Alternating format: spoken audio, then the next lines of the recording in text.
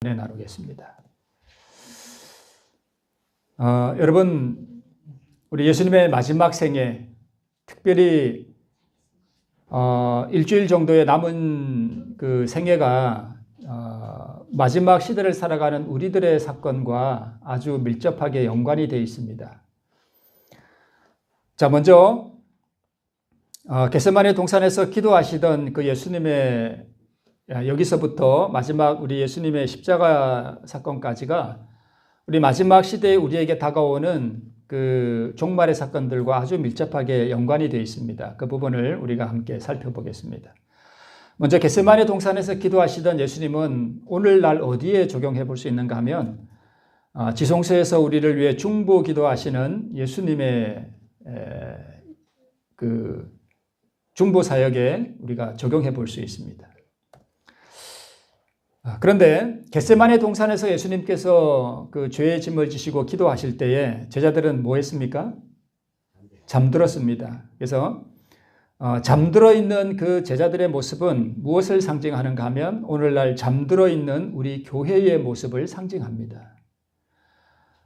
하나님께서는 우리 선지자를 통해서 우리 남은 교회가 지금 깊은 잠에 빠져 있다고 이렇게 진단을 하셨습니다. 자, 여러분 보세요. 마태복음 26장 43절 주의 말씀에 이렇게 되어 있습니다. 이 두려운 시련의 시간에 그는 그들이 잠자고 있는 것을 보셨다. 제자들 말이죠. 잠자는 이 제자들의 모습에서 그는, 즉 예수님은 잠자는 교회의 모습을 보신다라고 말씀하셨습니다. 그들은 마땅히 깨어 있어야 할 때 잠들어 있다라고 말씀하고 있습니다. 우리 실물교훈에 보면 사단은 단지 세상을 사로잡을 뿐만 아니라 그의 속임수로 우리 주 예수 그리스도의 교회라고 자처하는 교회들을 암암리에 부패시키고 있다. 큰 배도는 점점 격화되어 광선이 통과할 수 없는 총담같이 캄캄한 지경에 이르게 될 것이다 라고 말씀하셨습니다. 우리 주 예수 그리스도의 교회라고 자처하는 교회가 개신교회에도 포함되고요. 또 우리 교회도 포함됩니다. 그래서 이 교회들이 전체적으로 점점 배도해 나가서 광선이 통과할 수 없는 아주 어두운 지경에 이르게 될 것이라고 말씀하셨습니다. 자, 그 다음에 잠든 제자들이 잠들어 있는 그 시간에 어떤 일이 일어나고 있었는가 하면 폭도들이 다가오고 있었습니다. 그렇죠? 네, 폭도가 다가오고 있었습니다. 그러면 그때의 폭도들이 다가오고 있는 것은 오늘날 어떻게 적용해 볼 수 있는가 하면 바로 무엇이 다가오는 것이에요? 일요일 휴업령이 우리에게 다가오는 것입니다. 폭도들이 다가온다고 하는 것은 시련의 밤, 환난의 밤이죠. 다가오는 것이죠. 그래서 일요일 휴업령이 이제 막 일어날 때는 환난의 때가 시작될 때예요. 작은 환난의 때가 다가오는 것을 상징합니다. 그것에 적용해 볼 수 있습니다. 자, 그 다음에 폭도들이 다가왔을 때 제자들이 어떻게 되었죠? 다 흩어져 버렸죠. 그래서 폭도들이 다가옴으로 흩어지는 제자들의 모습은 무엇에 적용이 되는가 하면 여러분 작은 환난의 때가 시작될 때에 우리 교회는 어떻게 될까요? 교회도 흩어집니다. 교회가 해산돼 버려요. 그래서 마지막 날 사건들 151쪽에 보면 박해 때문에 많은 나라에서 하나님의 백성들이 뭐해질 때가요? 흩어질 때가 어떻게 다가온다고요? 아주 신속하게 다가옵니다. 이 하나님의 백성들이 흩어질 때가 신속하게 다가온다. 자, 여러분 환난의 때가 다가오면 알곡과 가라지가 분리되는 때죠. 네, 그렇습니다. 그래서 이 작은 환난의 때가 시작되면 이제 그 대도시로부터 큰 교회들이 해산됩니다. 더 이상 교회에 모여서 예배드릴 수 있는 그러한 시간들이 이제 없어집니다. 그래서 앞으로의 교회는 가정 예배, 몇 사람들끼리 가까운 사람들끼리 몰래 가정에서 예배를 드리든가 아니면 사람들의 눈을 피해서 지하 교회가 될 가능성이 상당히 많습니다. 아니 그렇게 됩니다. 지하 교회가 됩니다. 왜냐? 핍박이 오니까. 그렇죠? 그래서 교회가 해산될 때는 여러분 이렇게 우리가 함께 모여서 예배드리는 일을 하는 것이 불가능해져요. 그렇기 때문에 우리가 지금 무엇을 배워야 하는가 하면 개인적으로 하나님과 교제하는 가운데서 개인적으로 하나님의 말씀에 의지하여 설 수 있는 그러한 신앙을 배운 사람들이 그날에 서게 됩니다. 어쩌면 지하교회로도 모이지 못하고 홀로 신앙을 해야 하는 경우도 있을 수 있습니다. 나 혼자 그때는 신앙을 유지해야 돼요. 그럴 때 여러분 어떻게 하시겠습니까? 지금 홀로 하나님과 교제하는 훈련이 필요합니다.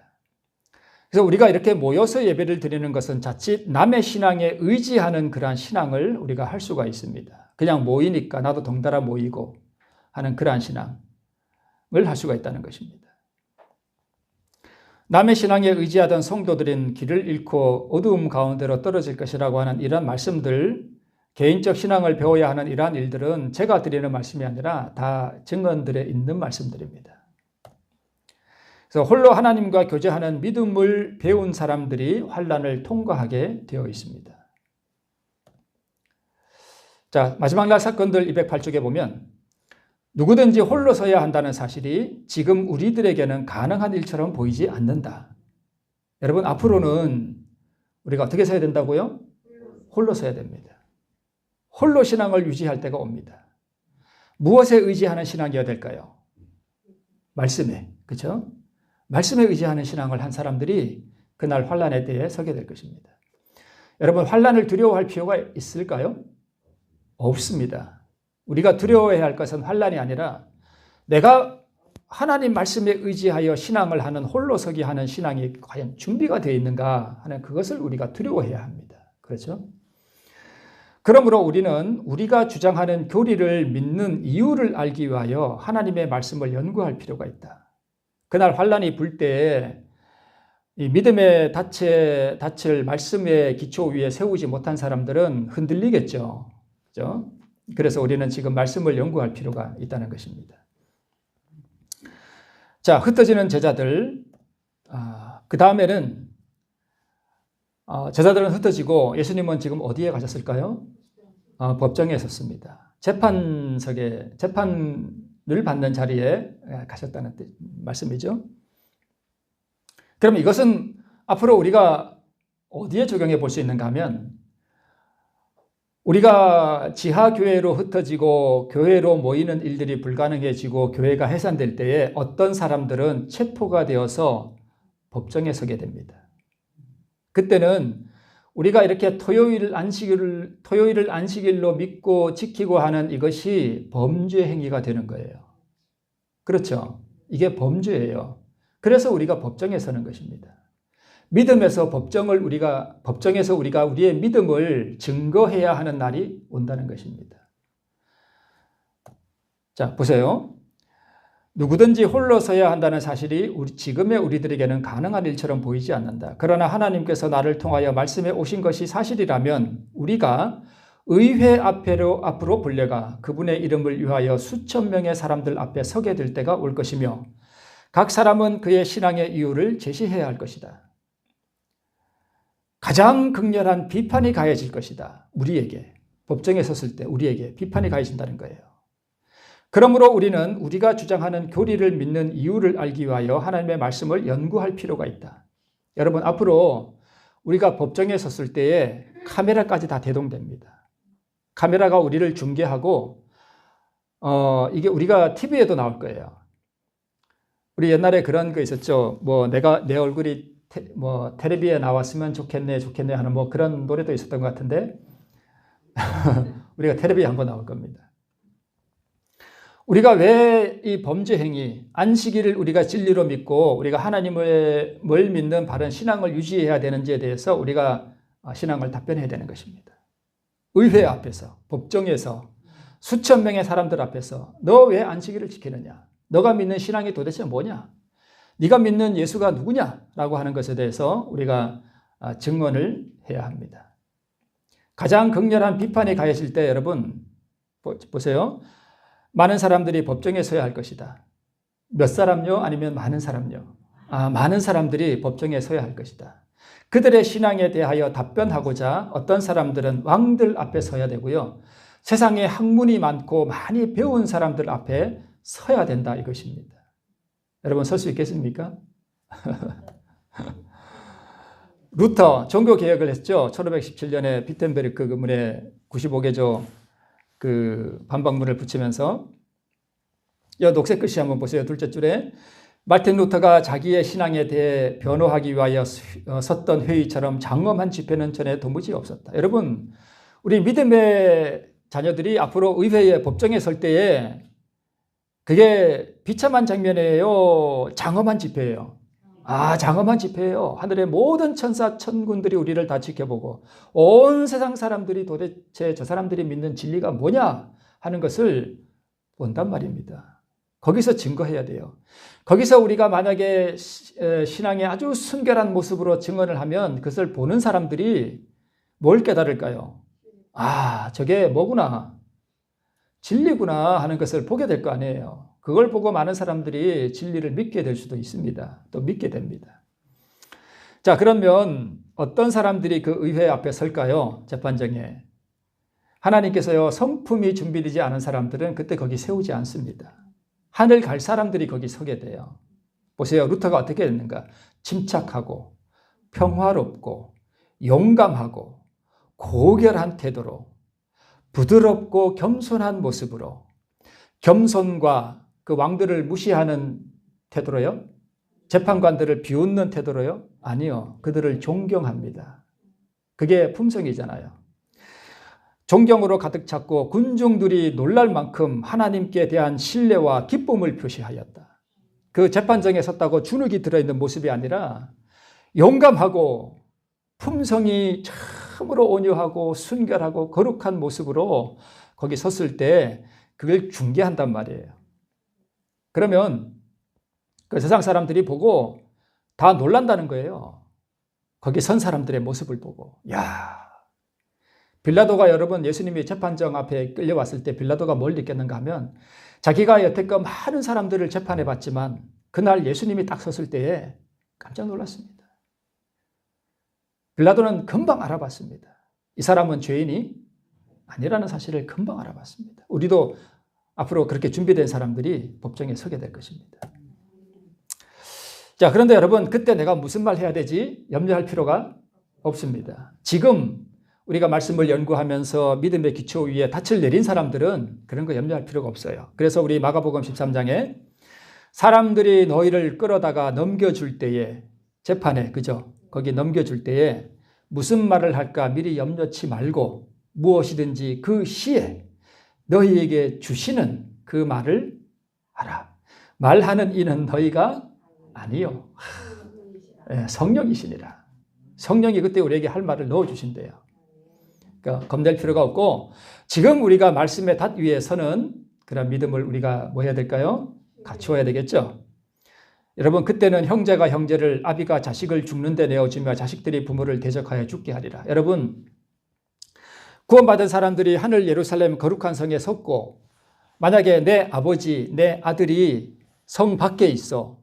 그러면 구원받은 사람들이 하늘 예루살렘 성 위에서 그 천년기 후에 자기 자녀가 밖에 섰는 것을 볼 때 그것이 천국이 될까요?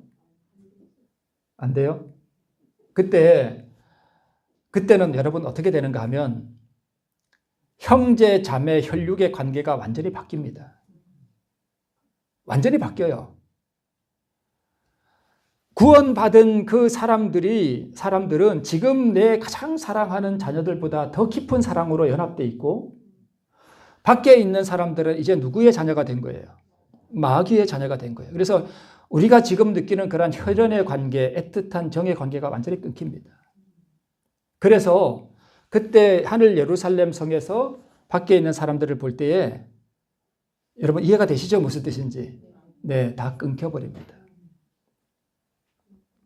만약에 그게 안 끊기면 천국이 아니겠죠. 네. 그래서 우리는 어떤 혈육의 관계보다 더 깊은 하나님 아버지를 모신 형제 자매가 되고, 그죠? 되고, 구원받지 못한 사람들은 마귀 자녀이기 때문에 지금 우리가 원수를 보는 것, 글쎄요, 하여튼 그렇게 다 끊겨버립니다. 그래서 그런 거 염려할 필요가 없습니다. 자, 그래서 우리가 법정에서 우리의 믿음을 증거해야 하는 그러한 때가 온다는 것입니다. 자, 마지막으로 예수님께서 십자가에 달리시죠. 이 십자가에 달리는 사건은 마지막으로 은혜의 시기가 끝나면 바로 예수님께서 대제사장복을 벗으시고 왕복으로 갈아입으실 때 이 세상에는 7 재앙이 내립니다. 7 재앙이 내릴 때 그때 사형령이 내립니다. 우리에게. 저 안식일을 지키는 무리, 저 남은 자손들을 몇 년, 몇 월, 며칠, 몇 시를 기하여 모조리 몰살시키라고 하는 그러한 사형령이 우리에게 내립니다. 여러분, 이런 거 우리가 두려워할 필요 없습니다. 그죠? 우리가 믿음 안에 있으면 우리는 하나님의 보호하심을 입고 그렇습니다. 자, 그러면 현재 우리의 위치가 어디예요? 예수님은 지금 겟세마네 동산에서 기도하실 때 제자들은 잠자고 있었습니다. 동일한 시간에 누가 다가오고 있었어요? 폭도들이 다가오고 있었습니다. 우리 예수님께서 지금 우리를 위하여 하늘 성소에서 지성소에서 조사 심판하시고 있는데 우리는 지금 뭐 하고 있어요? 잠자고 있는 교회입니다. 그리고 지금 뭐가 다가오고 있습니까? 일요일 법령이 우리에게 다가오고 있습니다. 지금 우리는 이 때에 살고 있다는 것입니다. 지금 우리가 2000년 전으로 돌아가면 우리는 지금 어떤 시간에 있는가 하면 바로 겟세마네 동산에서 우리가 잠자는 시간입니다. 지금 우리가 그 시간에 해당되는 거예요. 자, 그럼 여러분, 왜 제자들이 깨어있지 못했을까? 이 부분을 다루기 전에 세천사의 기별이 무엇인지 간략하게 좀 짚고 넘어갈게요. 요거 잠깐 적고, 아시겠죠? 세천사의 기별이 도대체 뭔가 우리 간략하게 좀 짚고 넘어갈게요. 세천사의 기별은 요한계시록 14장에 나오죠? 네. 제가 이 부분은 앞으로 좀 더 다루겠습니다. 자, 첫째 천사의 기별. 또 보니 다른 천사가 공중에 날아가는데 땅에 거하는 자들 곧 여러 나라와 족속과 방언과 백성에게 전할 영원한 복음을 가졌더라. 그가 큰 음성으로 가로되 하나님을 두려워하며 그에게 영광을 돌리라. 이는 그의 심판하실 시간에 이르렀음이니 하늘과 땅과 바다와 물들의 근원을 만드신 이를 경배하라 하더라. 간략하게 요지를 볼게요. 첫째 천사의 기별의 요지가 뭐냐 하면 이 말씀의 앞에 본 이 말씀의 요지가 뭐냐 하면 자, 심판의 시간이 이르렀고 피할 길이 예비되었으니 너희 모든 죄악을 버리고 창조주께로 돌아오라. 중생의 씻음과 새롭게 함을 받으라. 변화된 삶을 통해 하나님의 성품을 드러내라. 영광을 돌리라. 이것이 첫째 천사의 기별의 핵심입니다. 요지예요. 노아, 침례 요한, 윌리엄 밀러 이런 사람들이 이 기별을 전했습니다. 이런 부분은 우리 나중에 또 확대해서 좀 볼게요. 자, 둘째 천사. 무너졌도다 무너졌도다 큰 성 바벨론이여 모든 나라를 그 음행으로 인하여 진노의 포도주로 먹이던 자로다. 요약하면 첫째 천사의 기별을 거절한 교회의 상태. 여러분 앞에 보시면 이 첫째 천사의 기별을 보니까 밑에 빨간 글씨 중간에 누가 가져왔다고요? 침례 요한이 첫째 천사의 기별을 가져왔어요. 여러분 이 세 천사의 기별은 성소진리를 중심으로 한 믿음으로 말미암는 의의 기별이에요. 그래서 요한계시록 14장에만 있는 게 아니라 창세기부터 요한계시록까지 이 세 천사의 기별이 항상 있던 복음이에요. 이런 부분 나중에 또 다룰게요. 네. 첫째 천사의 기별은 우리 예수님 당시에는 침례 요한이 가져왔습니다. 회개하고 복음을 믿으라. 그렇잖아요. 그렇죠? 침례 요한이 가져온 거 맞나요? 죄인들아 회개하고 돌이켜 너희 삶을 바꾸라. 하나님께 영광을 돌리라. 하나님 나라가 가까웠다. 지금 그 얘기 아니에요. 같은 기별이에요. 첫째 천사의 기별을 거절한 교회의 상태가 바로 둘째 천사예요. 바벨론이 된다는 거예요. 혼잡한, 우상으로 혼잡한. 그죠? 나사렛 회당에서 예수님이 설교하실 때 이스라엘 백성들이 어떻게 했습니까? 네, 우리 김영호 기사님 이렇게 했죠. 네, 그렇게 했습니다. 자, 빛을 거절했죠. 그러니까 교회가 어떻게 됐습니까? 어두움 속에 빠져버렸습니다. 그게 바벨론이에요. 그래서 이 둘째 천사는 어두움 가운데 있는 교회 안의 백성들을 불러내는 기별이에요. 그래서 예수님이 침례 요한의 기별을 이어받아서 첫째와 둘째 천사의 기별을 계속해서 전한 거예요. 내 백성아 회개하라. 바벨론에서 나오라. 돌이키라. 회개하라. 하나님께로 돌아오라. 예수님의 기별이 다 그거 아니에요? 그래서 예수님의 첫째와 둘째 천사의 기별을 계속 전한 것입니다. 그런데 끝내 거절했습니다. 여러분, 첫째 천사의 기별을 거절하면 둘째 천사의 기별을 받을 수가 없습니다. 이게 다 증언에 그렇게 나와요. 우리 그런 부분은 나중에 또 한번 계속 다룰게요. 끝내 거절한 결과가 어떻게 됐습니까? 예루살렘아, 예루살렘아, 선지자들을 죽이고 막 그랬잖아요. 그죠? 돌로 치는 자요. 암탉이 그 새끼를 날개 아래 모음같이 내가 내 자녀를 모으려 한 일이 몇 번이냐. 돌아오라. 베들레헴에서 나오라. 하나님께로 돌아오라. 계속 예수님이 그 기별 전한 거 아니에요. 그죠? 근데 너희가 원치 아니하였도다. 자, 셋째 천사의 기별. 이거는 그냥 간단하게 넘어갈게요. 표를 받으면 어떻게 된다고요? 받지 말라는 거죠. 셋째 천사의 기별 그거잖아요. 그죠? 사건적으로. 네. 몇이든지 다 죽이게 하더라. 그죠? 이거 지난 시간에 했잖아요. 그죠? 이 셋째 천사의 기별입니다. 잠깐 제가 언급하고 넘어가면 이 세 천사의 기별은 두 가지로 이렇게 이해를 하셔야 됩니다. 어떻게 이해하셔야 되는가 하면 세상에 밖에서 일어나는 사건적으로 세 천사의 기별이 이루어져요. 사건적으로. 그죠? 일요일 혁명이 다가오고 막 그런 사건들. 또 하나는 이게 믿음으로 말미암는 의의 기별이기 때문에 어디에서 이게 일어나야 돼요? 내 안에서 이 세 천사의 기별이 경험이 되어져야 돼요. 이 두 가지 내 안과 사건 이 두 가지로 같이 봐야 돼요. 이런 부분들도 나중에 우리가 또 공부해요. 자, 보세요. 첫째 천사의 기별은 침례 요한과 예수님이 전했죠. 회개하고 돌이키라. 그죠? 둘째 천사의 기별도 예수님이 전했죠. 자, 이 부분은 밤중 소리는 좀 어려우니까 오늘은 그냥 이렇게만 소개하고 넘어갈게요. 둘째 천사의 이 밤중 소리 기별이 뭐냐 하면 보라 신랑이로다 맞으러 나오라 그게 밤중 소리 기별이잖아요. 이 밤중 소리는 둘째 천사의 기별에 능력을 더하고 첫째로 둘째, 셋째 천사의 기별 즉 다가오는 사건을 준비시키기 위한 기별이 밤중 소리예요. 우리 나중에 또 한번 다뤄요. 예수님 당시에는 이 밤중 소리가 어떻게 성취됐는가 하면 나귀를 타고 승리에 입성을 하는 그 사건이 밤중 소리 기별이었습니다. 이렇게만 알고 그냥 넘어가셔요. 네. 자, 셋째 천사의 기별. 예수님 당시에 셋째 천사의 기별은 사형령이잖아요. 환란이 다가오고 죽이게 하고 심판을 받는 거잖아요. 그렇죠? 그렇죠? 네. 그래서 예수님 당시에 셋째 천사의 기별은 이거예요. 뭐예요? 십자가예요. 예수님이 심판받으셨나요? 십자가에서? 네. 우리의 모든 죄를 그분이 다 지고 하나님 아버지께 심판을 받은 거예요. 그렇죠. 자, 그러면 예수님이 지금 겟세마네에서 동산에서 기도하는데 제자들은 지금 잠들어 있고 폭도들이 다가오고 하는 이 사건은 어디에 해당될까요? 여기서 첫째, 둘째, 밤중 소리, 셋째 가운데. 제가 동그라미 해놨잖아요. 여기에 해당되는 거 아니에요. 그죠? 환란이 다가오잖아요. 맞아요? 네, 예수님 당시로 보면 지금 오늘 본문의 말씀은 이 셋째 천사의 기별에 해당되는 거예요. 그죠? 지금 셋째 천사의 기별이 지금 막 성취되고 다가오는데 제자들은 지금 뭐 하고 있어요? 잠자고 있다는 거예요. 이해가 되시나요? 네, 그래요.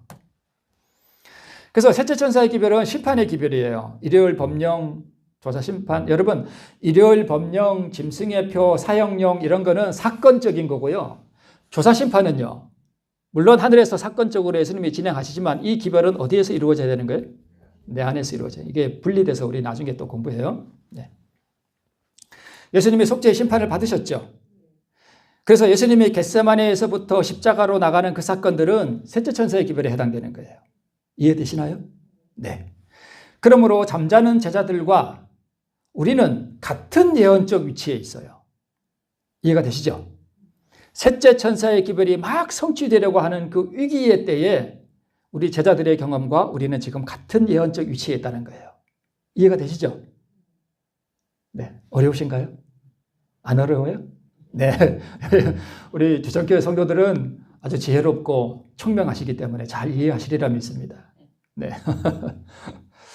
자, 즉 셋째 천사의 기별이 사건적으로 막 성취되려고 하는 그때에 우리는 제자들과 지금 같은 예언적 위치에서 그때를 지금 지나고 있는 것입니다. 자, 보세요. 빨간 때 폭도들이 다가오고 즉 일요일 혁명이 다가오고 앞으로 보면은 잠들어 있는 제자들, 잠들어 있는 교회. 예수님은 겟세마네 동산에서 기도하시고 지금은 예수님께서 지성소에서 나의 피, 나의 피, 나의 피, 아버지여 나의 피 하면서 우리를 위해 중보하시는 그죠? 그 경험 가운데 있는데 우리는 지금 저기 있단 말입니다. 잠들어 있는 교회. 자, 제자들이 잠자고 있는 동안에 무슨 일이 일어나고 있었는가? 우리가 지금 보았듯이 누가 다가오고 있었어요? 폭도들이 다가오고 있었어요. 폭도들이. 그죠? 그래서 다가오는 폭도들은 셋째 천사의 기별이 성취되는 사건이에요. 이해가 되시죠? 환란의 바람이 불어오고 잡으러 오고, 그죠? 잡아서 재판정에 세우고, 이제 우리가 앞으로 재판정에 서야 되잖아요, 그죠? 이게 셋째 천사의 기별이잖아요, 그죠? 네. 자, 그런데 예수님은 이 사건을 모르게 했나요? 미리 제자들에게 경고했나요? 네, 여기 다 써놨잖아요, 제가. 미리 경고하셨어요. 앞으로 이런 일이 있을 거라고. 네, 예? 3번 했나요? 그렇죠. 네. 3번 맞습니다. 3번이나 경고하셨어요, 미리. 자, 보세요. 마태복음 16장에 보면은, 저기 북쪽 지방 거기, 가데스 바네, 갑자기 생각이 안 나요. 가이사랴 빌립보. 예, 죄송합니다. 가이사랴 빌립보에서 제자들과 함께 모였을 때에 그때 예수님께서 이렇게 말씀하셨어요. 이때로부터 예수 그리스도께서 자기가 예루살렘에 올라가 장로들과 대제사장들과 서기관들에게 많은 고난을 받고 뭘 당하고 죽임을 당하고 제3일에 살아나야 할 것을 제자들에게 비로소 가르치시니 베드로가 주님 그렇게 되지 마옵소서 그랬죠. 이게 뭐예요? 셋째 천사의 사건에 대해서 미리 뭐 한 거예요? 경고한 거예요. 경고한 거예요. 그렇죠? 네. 그런데 제자들은 이 경고의 말씀을 이해하지 못했습니다. 만약에 여러분 이해를 했더라면 참 이상해요. 이해를 했더라면 예수님이 나귀를 타고 예루살렘에 입성할 때 호산나 다윗의 자손이여 하고 막 기뻐했을까요? 그렇죠. 못했죠. 왜요? 이제 예수님이 곧 죽으실 줄 아는데 왜 막 호산나 하겠어요? 몰라서 그런 거예요. 어쩌면 그것도 예언의 성취예요. 이해하지 못했습니다. 그래서 이것은 다가오는 셋째 천사의 사건을 뭐 하지 못한 거예요? 깨닫지 못한 거예요. 제자들이. 이유는 그들의 관심이 어디에 있었어요? 세속적인 것에 있었습니다. 우리 중에 누가 가장 높은 자리에 오를 것이냐? 예수님의 사명도 제대로 몰랐던 거죠. 그렇죠. 네. 그러니까 예수님이 이제 다윗의 보좌에 앉으면 누가 영의정하고 누가 좌의정할 거냐, 누가 국무총리할 거냐 그런 걸 다투고 있으니 셋째 천사의 기별을 깨달을까요? 못 깨달을까요? 못 깨닫는 거예요. 그래서 제자들이 졸고 있었습니다. 만약 그때로부터 다가오는 사건이 무엇을 의미하는지 알고 있었다면 그들이 두려워서라도 잠을 잘 수 없었을 것입니다. 우리는 지금 이때에 있다는 것입니다. 자다가 깨어났을 때 폭도들은 이미 오고 있었습니다. 자, 여러분 잘 보셔요. 지금 우리가 깨어나지 않고 있다가 일요일 협령이라고 하는 소리가 공중파를 통해서 들리면 그때는 이미 늦습니다. 자다가 마지막 사건을 보게 되면 이미 때가 늦어요. 그때는 성품을 준비할 시간이 없습니다. 없지만 여러분 은혜는 또 어떤 것도 있나 하면 성품이 일평생을 걸리고 근데 여러분 거듭나는 게 일평생 걸린다는 게 절대 아니에요. 우리가 지금 거듭나야 돼요. 근데 이 성품은 둘째 천사의 기별, 즉 성소 안에서 우리가 은혜로 자라나는 경험을 말하는 거예요. 맨날 죄짓고 회개하고 맨날 죄짓고 회개하고 그런 걸 성품이라 그러는 게 아니에요. 죄와 분리된 상태에서 날마다 은혜로 주님의 형상을 반사하며 이 자라나는 경험, 누룩이 밀가루에 들어가서 자라나는 경험을 그걸 성화라 그러는 거죠. 그게 일평생 걸린다는 거예요. 그런데 어떤 사람은 여러분 시간이 짧게 준비할 수 있잖아요. 어떤 사람은 오래 미리 준비하고 그죠. 아론의 쌍난 지팡이 아시죠? 그 쌍난 지팡이에 싹이 나고 열매가 맺는데 며칠 걸렸죠? 하룻밤 걸렸습니다. 그래서 어떤 사람들은요, 급격하게 주님 앞에 온전하게 회개하고 빨리 성품이 준비될 수도 있습니다. 아멘. 네. 그렇습니다. 그래서 마지막 때는 여러분 우리가 온전하게 하나님 앞에 굴복하고 우리를 주님께 드리면 우리의 성품이 빨리 준비될 수도 있습니다. 네, 짧은 시간에. 그래서 준비된 자들이 세상에 안식일 기별을 전하게 되고요. 개신교회들에서 준비된 자들이 이 기별을 받고 일어납니다. 그렇죠? 지금 홀로 서기가 안 돼 있고 말씀도 보지도 않고 그냥 기도도 안 하고 그렇게 살면 그때 여러분 못 써요. 이거 명심하셔야 돼요. 지금 잠자고 있으면 안 됩니다. 그래서 개신교회에 성품이 준비된 사람들 참 많습니다. 정말 열심히 있고 성실한 사람들 많아요. 근데 이 사람들은 뭐만 기억하면 돼요? 안식일만 기억하면 돼요.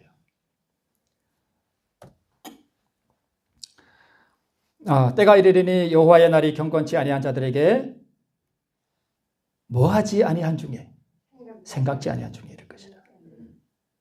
마지막 사건은 우리가 생각하는 것보다 빨리 옵니다. 절대 늦게 오지 않습니다. 일상생활이 변함없이 이루어지고 사람들이 향락에 도취되고 사업과 장사와 돈 버는 일에 몰두하고 종교인들은 세속적 발전과 문화를 찬양하고 백성들은 거짓된 안전 속에 속아 있을 그때에 슬그머니 갑자기 온다는 것입니다. 그래서 여러분 지금은 우리가 깨어나야 한다는 것입니다. 이게 누구 같습니까? 네? 네? 아담입니다. 지금 여기 뭐 연기 같은 게 쏙 들어가죠.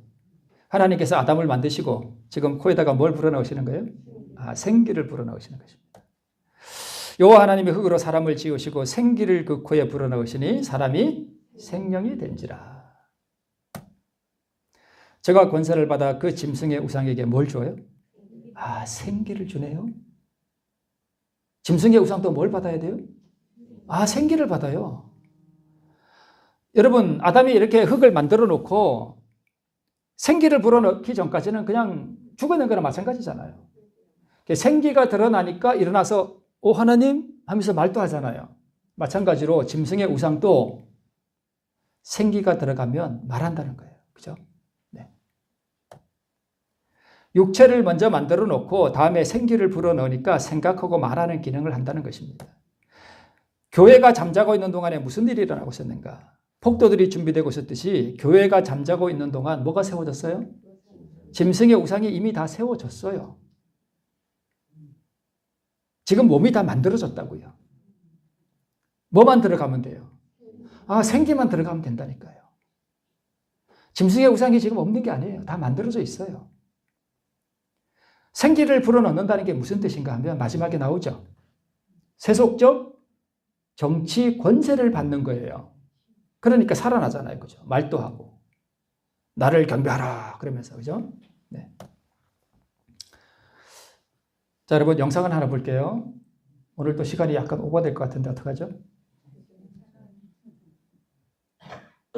Donald Trump yesterday was making a strong promise to Christians. 그는 존슨의 수정헌법을 폐지하겠다고 했는데요. 어떻게 트럼프가 이걸 알고 있는지 모르겠습니다. 저는 이것을 폐지하기 위해 지난 20-30년 동안 싸워왔습니다. 존슨의 수정헌법은 비영리 단체가 정치적인 언급을 하는 것을 금지해왔습니다. 목사가 정치적 발언 시 교회의 세금 면제 혜택을 뺏고 세금을 부과함으로 교회를 침묵하게 만들었습니다. 트럼프가 수백 명의 복음주의자들의 리더들과의 만남에서 한 약속을 들어보시겠습니다. CBN의 제자 브라우더 기자가 도널드 트럼프와의 단독 인터뷰와 함께 이 이야기를 준비했습니다. 모임 어떠셨나요? 정말 좋았습니다. 참석하신 분들 모두 좋은 분들이셨고 다 기독교인들입니다. 참석했다는 분들. 많은 목사님들과 가족분들과 기독교분들이 참석해 주셨습니다. 도널드 트럼프는 유세 동안 기독교인들의 지지를 받아왔습니다. 저는 가장 중요한 부분은 존슨의 수정헌법을 폐지하겠다고 한 것입니다. 만약 제가 대통령이 된다면 가장 먼저 할 일 중에 하나는 절대적으로 첫 번째 제가 해야 할 일은 존슨의 수정헌법을 완전히 넉아웃 시키는 것입니다.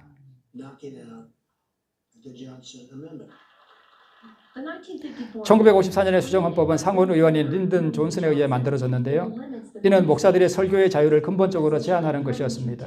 교회나 비영리 단체가 정치적인 지지나 반대를 할 경우 세금을 물리는 방법으로 입을 막았습니다. 수정헌법의 조항은 면세 혜택을 빼앗아가는데 이들에게 세금을 물리는 것은 어마어마한 타격입니다. 사실상 활동이 불가합니다. 그리고 이것은 정말로 그들을 침묵하게 만들었습니다. 자유로운 설교의 권리는 빼앗겼습니다. 이들은 좋은 것을 얘기하지 나쁜 것을 말하지 않습니다. 제가 할 수 있다면 이 헌법을 폐지할 것입니다. 저에게는 매우 중요한 일입니다. 트럼프는 이것이 기독교인들이 투표장으로 나오게 할 방법이라는 것을 알고 있습니다.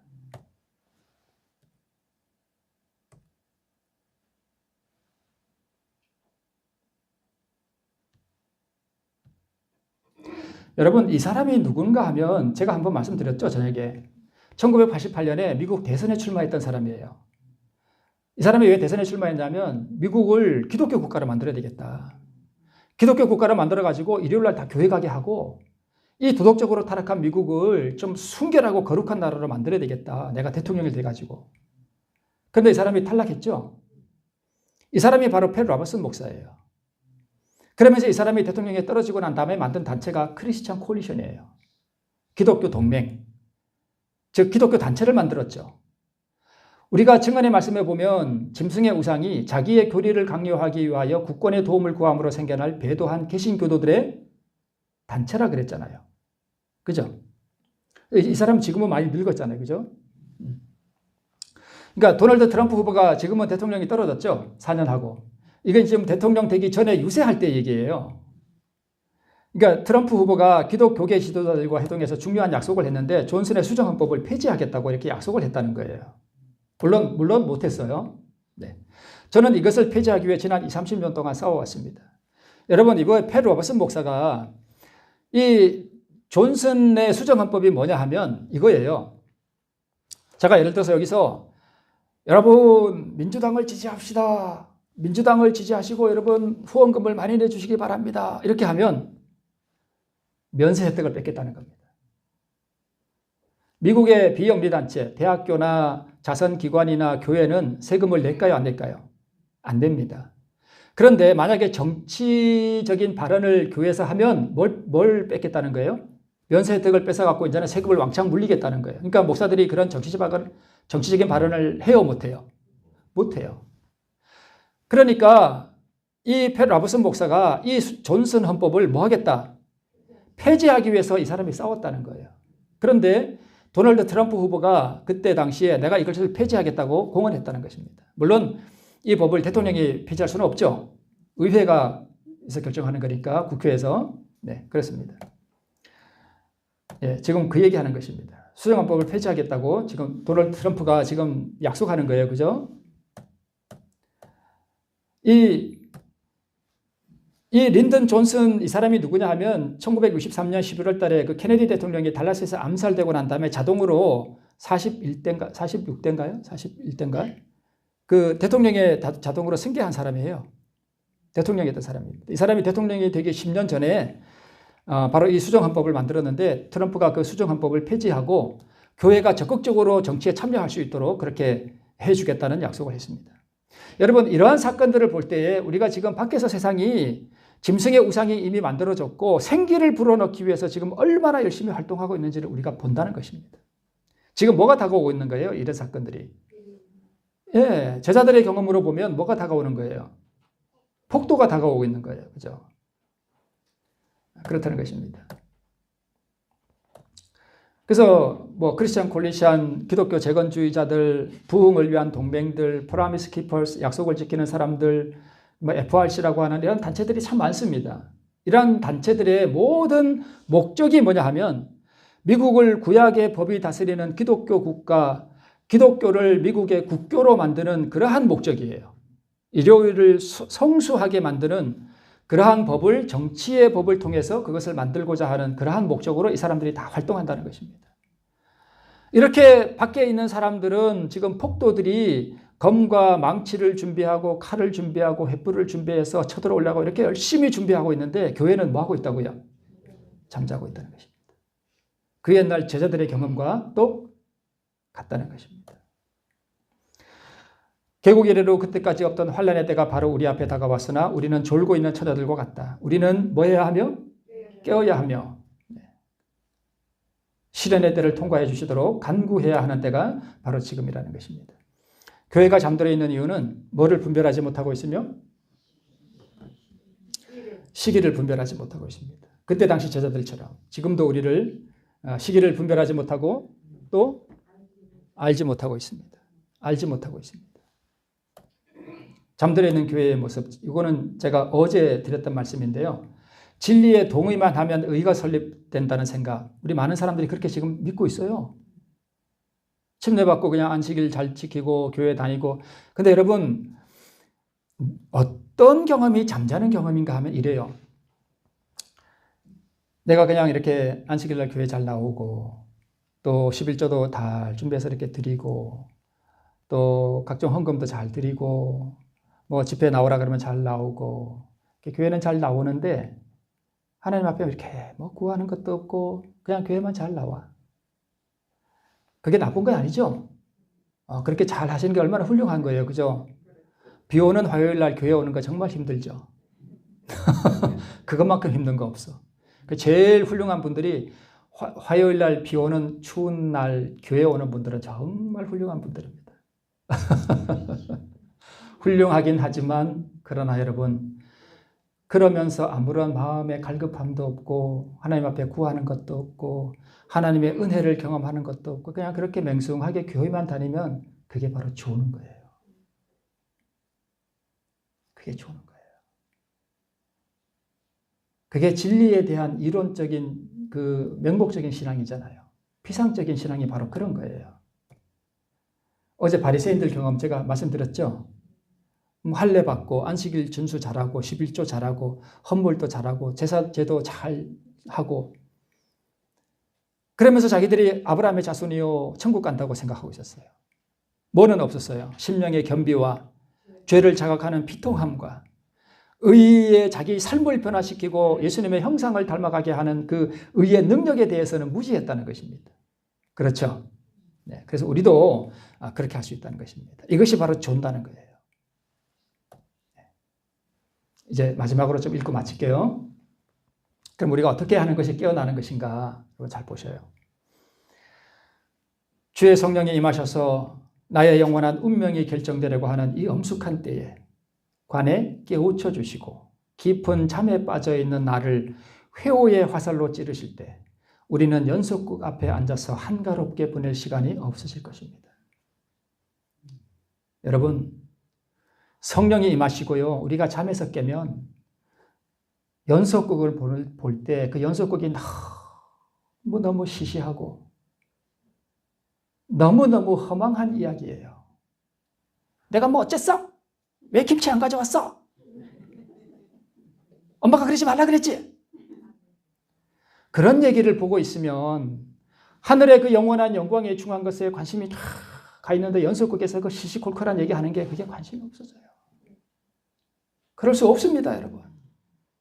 내가 거기에 한가롭게 앉아서 히덕거리라고 말을 하려고 그랬네. 여러분 이해하시나요? 무슨 뜻인지? 그게 깨어나는 거예요. 성령의 비추어 주심을 통해 자신의 잠든 상태와 가난한 것과 벌거벗은 것을 깨닫는다면 오 하나님, 내가 어떻게 해야 영생을 얻으리까 하는 목마른 심령으로 말씀 앞에 앉아서 씨름을 하게 될 것입니다. 이게 깨어나는 거예요. 이해하시겠죠? 네. 성경책 읽으라 그랬으니까 내가 오늘 그래도 한 장을 읽어야지 하고 다다다다다 막 읽고 아유 됐다. 이거 아니에요. 목마른 심령으로 갈급한 심령으로 내가 어떻게 해야 이 보화를 발견할 것인가? 내가 어떻게 영생을 얻을 것인가? 나의 운명이 결정되려고 하는 이 엄숙한 때를 느끼면 갈급하게 내가 어떻게 해야 영생을 얻을 것인가를 탐구한다니까요. 그게 깨어나는 것입니다. 그리하면 주의 성령이 임하셔서 우리의 심령에 비통함을 일으키고 호송하며 보낸 지난 세월들을 바라보며 가슴을 치게 하실 때 우리는 깨어나는 것입니다. 오라 슬프도다. 내가 어떻게 세월을 보내며 살았는고, 내가 무엇을 하며 살았는고, 내가 어디에 정신을 팔며 살았는고 하고 가슴을 치게 됩니다. 그게 깨어나는 거예요. 그럴 때 우리는 영원한 영광에 중요한 것이 무엇인지에 대해서 희미한 인식을 가지게 될 것입니다. 세상에 시시하고 하찮은 것들에 더 이상 마음을 둘 수 없게 됨을 깨닫게 될 것입니다. 이것이 깨어있는 것입니다. 우리 주천교회는 그런 것이 없지만 여러분 간혹 그런 일이 있습니다. 수석 장로 안 시켜주면 기분 나쁘다고 딴 교회로 가요. 여러분 요새 선거철이잖아요. 통탄할 일입니다. 통탄할 일입니다. 그런 분들이 많지는 않지만 간혹가다 있습니다. 수석 장로하고 내가 뭐 맡아야 되고, 여러분 교회 그런 건 어떻게 보면 그런 건 시시한 것일 수 있습니다. 그런 거에 연연할 것이 아니라 저 영원한 영광에 중요한 것을 위하여 내가 무엇을 준비할 것인가에 대해서 비통함을 일으키면 내가 수석 장로 되고 안 되고 그런 거 관심 없습니다. 우리 교회는 그렇지 않는 것 같습니다. 만약 우리가 깨어나면요, 우리는 나의 사랑스러운 자녀들의 영원한 생명을 위해 하나님 앞에 터널하게 될 것입니다. 깊은 슬픔을 느낍니다. 내 자녀들의 저 영생의 문제를 어떻게 할 것인가라고 깊이 고민하게 돼요. 나의 영혼의 문제와 가족들과 친척들의 운명에 대하여 슬픔을 느끼며 하나님 앞에 엎드리게 될 것입니다. 그래서 기도를 하지 않는다. 그것은 완전히 거의 사망 상태입니다. 우리는 땅에 발을 붙이고 살아가는 이 시간이 얼마나 엄숙한 시간인 줄을 깨닫고 천박하게 웃고 떠드는 일들이 사라지게 될 것입니다. 간절한 기도와 말씀의 자리로 돌아가게 될 것입니다. 이것이 깨어나는 것입니다. 영원한 운명이 이제 막 결정되려고 하는 이 시간들이 얼마나 중한 기회의 때인 줄을 깨닫는다면 우리는 더 이상 남의 허물과 잘못들을 가지고 살피고 이야기하고 비난하는 일들이 사라지게 될 것입니다. 왜요? 다 하찮은 일들이거든요. 다 너무 시시한 일들이거든요. 스데반이 돌에 맞아 죽을 때요, 그가 왜 하늘을 봤냐? 그 사람들이 자기를 향해서 막 분노한 모습들, 돌 들고 막 씩씩거리는 모습들이 너무 하찮게 느껴졌대요. 너무 하찮아. 왜요? 하늘을 바라보니까, 영원한 내세를 바라보니까 그 화난 사람들의 얼굴이 너무 하찮은 거예요. 그래서 그냥 잠들었대요. 너무 하찮아서 세상이. 깨어나는 것은 그런 것입니다. 세상이 하찮은 거예요. 저 영원한 하늘에 관심을 두고 거기에 온 마음을 두니까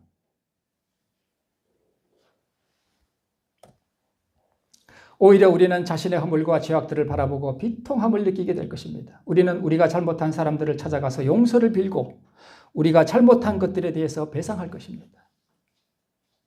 삶을 바꿀 거예요. 주의 성령이 우리에게 임하시고 때에 관한 깨우침을 주실 때 우리는 자기 마음을 깊이 살피고 성찰하고 영광의 하늘에 합당치 못한 모든 더러운 나의 소유들을 하나님 앞에 철저하게 바치게 될 것입니다. 이것이 깨어나는 것입니다. 이것이 지금 우리가 해야 할 일입니다. 재물을 얻고 돈을 버는 일에 몰두하던 마음이 저절로 사라지게 됩니다. 우리가 깨어나면 영원한 영광에 중요한 것이 얼마나 중하고 얼마나 중요한 것인지를 우리가 깨닫는다면 그렇습니다. 영생의 은혜를 얻을 수 있는 기회가 사라지기 전에 온 마음과 심령을 다 바쳐서 하나님께로 돌아가고자 하는 투쟁을 하게 될 것입니다. 이것이 깨어나는 것입니다. 이것이 없으면 우리는 조는 상태에 있는 것입니다.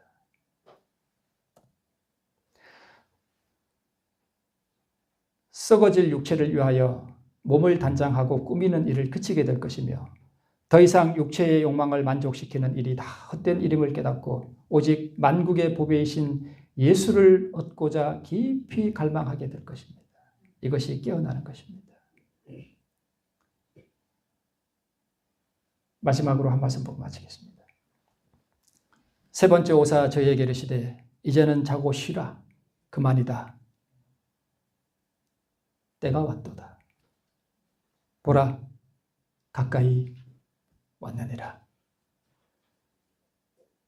오늘 깨어나서 주의 오심을 위하여 준비하는 우리 모든 성도님들 되시기를 바라면서 말씀을 마칩니다.